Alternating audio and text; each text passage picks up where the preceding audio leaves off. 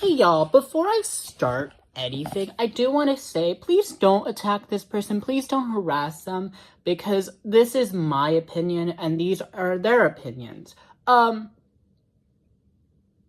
y'all understand, please don't go and, attack anyone. Just wanted to address that. I hope everyone can understand. Anyway, on to the video! Hey y'all, how y'all doing? So today we're talking about feminism and how it's ruining the game industry. So I'm trying to find a pink hat, but instead I couldn't find it. So here's a pink button-up shirt. Is that offensive? I don't know. Sorry, maybe I'm too woke.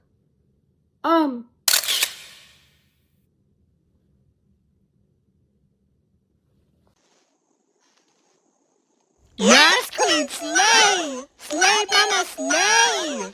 You go, Queen Slay, Mama, slay! Eat them up, eat them up, eat them up, eat them up! Anyway, I don't know how to give context to this because I'm not really into things like politics because of our recent president. And how that's going. But I'm not going to talk about that. What I am here to talk about is this video, and I have some issues with this video, and it makes me feel weird. I don't know, maybe I'm too woke. That's awkward. So context. There is no context. Whoa.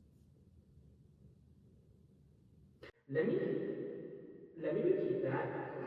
So context. There is no context. Actually, to be exact, I don't know the context. What is context? Girl, we don't know. Is she there? Yes. But it's talking about feminism, and so... Here we go! Yay! It is a shame what has happened to modern video games and modern women because of feminism. I've always been against feminism ever since I was a kid, as it has made women into miserable, unhappy creatures. Listen, ladies, the gender war is over, and the fact that y'all want to get into the gaming industry to make women unattractive and ugly in games because you feel insecure and you feel lonely and will hit the wall before 40. Look, I don't care if you are a female gamer or not. I'm a female gamer, and I noticed right off the bat how many men are emasculated in media, how many female characters are overpowered, how many female protagonists we see in games every single year, because these are feminist women who get into gaming. The same women who want men to pay for all their bills, want them to pay for their car and their debt in college, and won't even cook and clean. Men these days aren't even asking for much. They ain't asking for Gordon Ramsay in the kitchen, and they are not asking for Amelia Bedelia. All they are asking for is dinner at home and the house cleaned enough. Okay. That was a lot to take in. So I have issues. Let's start with the fact that y'all want to get into the gaming industry to make women unattractive and ugly in games because you feel insecure and lonely. Not to be the breaker of bad news, but men can be pretty lonely too. In a study about male loneliness from the Western Howell University and study, quote, for one research conducted in 2021 found that 15% of men claim that they have no close friends, a staggering 12 increase since 1990. A study published by Equimundo in 2023 found that majority of men ranging from older millennials to Generation Z agree that the statement, no one really knows me, with Generation Z having the highest percentage of agreement among all respondents. In the same publication, a majority of men stated that the only one or two close friends in that area that feel they can confide outside of their family.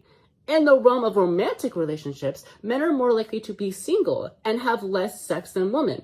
A 2022 Pew Research Center survey found that 6 in 10 men under the age of 30 are single, nearly double the rate of women at the time. So maybe not, but also to talk about the making women unattractive in games, I've never seen that. Maybe because I play life simulations and Minecraft, but women being ugly isn't a bad thing? Girl, I don't know what to tell you, but when I hold your hand, being ugly isn't, and unattractive isn't a bad thing. They're just unique. They're people.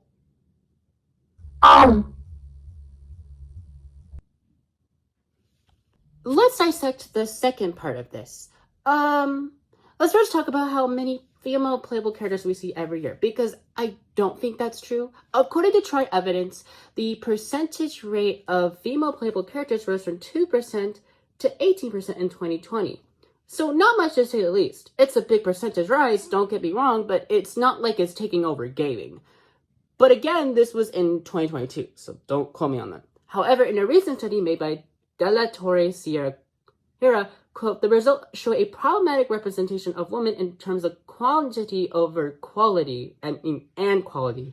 Women are significantly underrepresented, only starting in 17.78% of game covers and 35.29% of in-game audiovisual content, limiting their visibility and retellability for players. So still not true. It's overwhelmingly male protagonists in these games in 2024. And the last part, which is the feminist women who want to get into gaming, the same women who want to pay them, etc. I have issues. Blaming women who don't want to live like traditional minimalist lives is weird, because blaming people for their more maximalist lives, and should it bother you? You should be happy that they're living a better life and have hobbies and interests. You should, what about the men that cook and clean? Are they that terrible because you said so? No! Leave them alone! Sorry, I did cut you off because I was trying to find a point to talk about, but continue.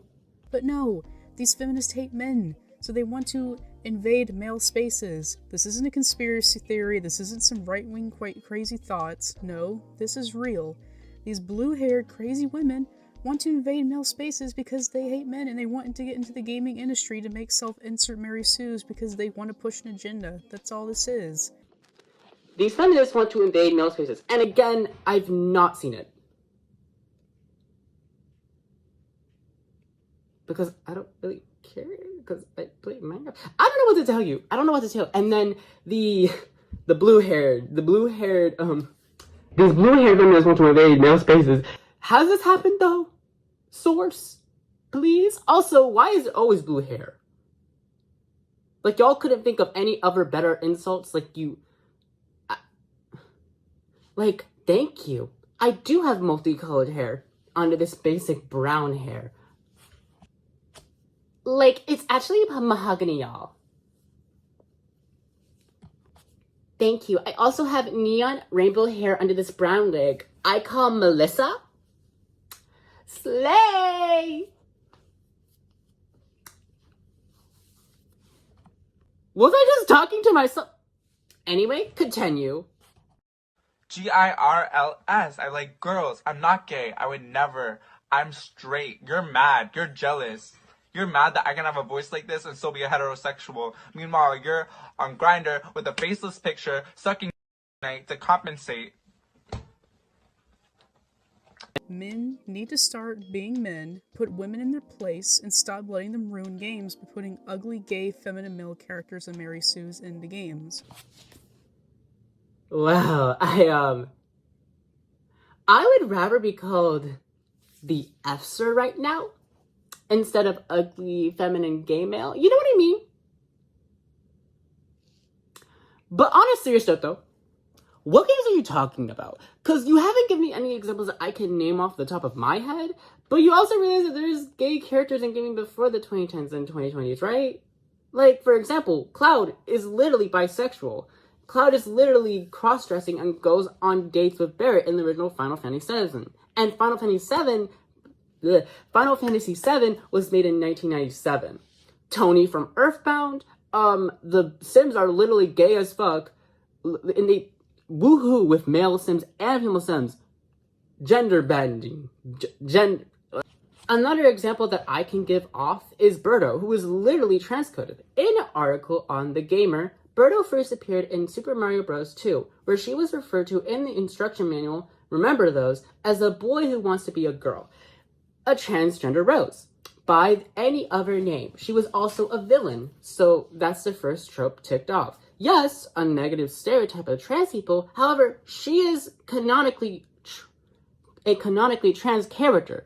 I don't know if I went too hard, but hopefully y'all know what I mean. Again, This isn't a conspiracy, this is reality. Just look at all the games from the 90s to 2013. Masculine characters left and right and feminine women. And this is not to say characters like Lara Croft are bad, because she still looks like a woman and she isn't overpowered. Nowadays, we see these man-jawed, ugly female characters with the same Overwatch cringe art style. And that's another thing too, is the art style. Why does every single game have to have this pastel art style or Tumblr art style? If I boot up a game and the first thing I see is this, like, you've already lost me. And it's a black woman? Is that a bad thing? I'm confused, but okay. Alright.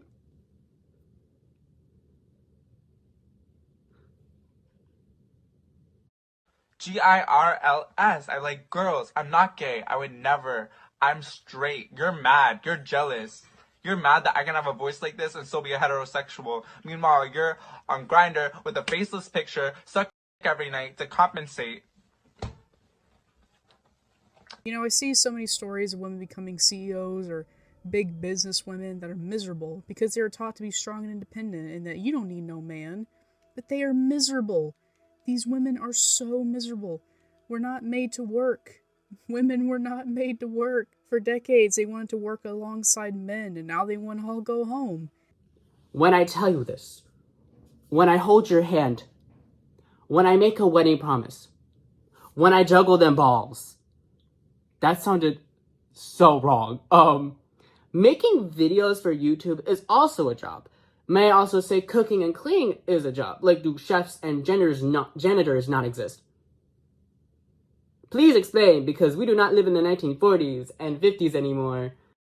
GIRLS. I like girls. I'm not gay. I would never. I'm straight. You're mad. You're jealous. You're mad that I can have a voice like this and still be a heterosexual. Meanwhile, you're on Grindr with a faceless picture, sucking every night to compensate. And then you have idiots like Dead Domain who pretend to be women, pretend they know anything about women's issues. Sir, you are a sir, you are a man, you have no idea how true women act, you are not a woman, you are a person who puts on a woman's costume, and you make a whole hit piece on Synthetic Man acting like you know anything about women's issues, or how modern women act. I'm tired. You know, I never expected that someone could be transphobic as well, but also the fact they're not even a trans woman, or even pretending to be a woman. They are non-binary and go by they/them pronouns on Blue Sky and Twitter. Also, trans people are being discriminated against and attacked because of the rise of transphobia. According to the Human Rights Campaign, since January 2013, HRC and other advocates have identified 372 transgender and gender-expansive individuals who were victims of fatal violence in the United States, which should be considering how dangerous it has become in America as of today. And many of the victims who die from violent hate crimes are all mostly black trans women, who are most affected by this. Quote, since 2013, over 84% of victims were people of color, defined identifying as the race of ethnicity other than exclusively white, and 61% was black trans women. So I don't say this shit lightly. Being transphobic is weird and gross. GIRLS. I like girls. I'm not gay. I would never. I'm straight. You're mad. You're jealous. You're mad that I can have a voice like this and still be a heterosexual. Meanwhile, you're on Grindr with a faceless picture, sucking every night to compensate. But again, this video isn't about that. The reason I'm discussing all this is because all these issues leads to feminization of games today. And I won't go into the deep rabbit hole with what we call in the gaming industry space toucans. But feminism enough is a big reason for the pussification of games because more women are playing games, which doesn't sound bad on paper, and then you see the game Stardew Valley get popular and it all makes sense. So Stardew isn't popular because it has a good atmosphere and game background. It's because women are playing it. Because that doesn't make sense. Also, the reason why people are playing Stardew Valley isn't because they're women. It's because it promotes a building community and a DIY vibe that resembles Minecraft. Like, is that what we're going with? Is that...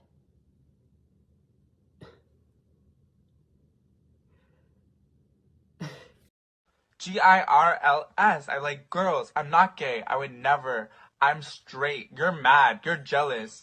You're mad that I can have a voice like this and still be a heterosexual. Meanwhile, you're on Grindr with a faceless picture, sucking every night to compensate. Thing, or whatever game in a franchise they already care about. It doesn't matter how bad it is. I think Pokemon fans are the worst in this regard, but whatever. Again, we're not really talking about that. That'll be for another time. I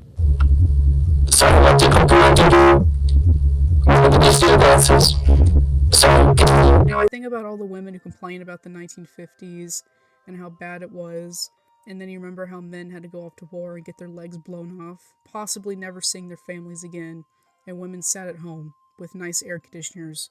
Wow, you women had it so bad. Because they were treated as property?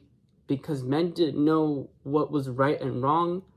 Like, these are literal instructions from a literal source. Have dinner ready.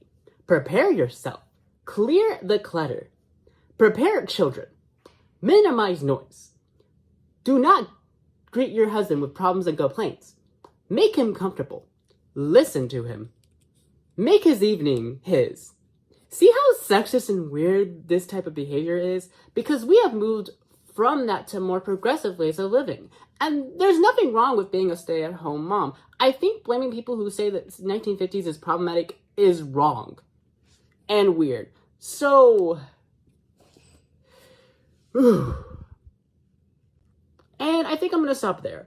The rest of the video, I have no clue what she's talking about, and I'm having issues with captions because I have attention span of a wasp.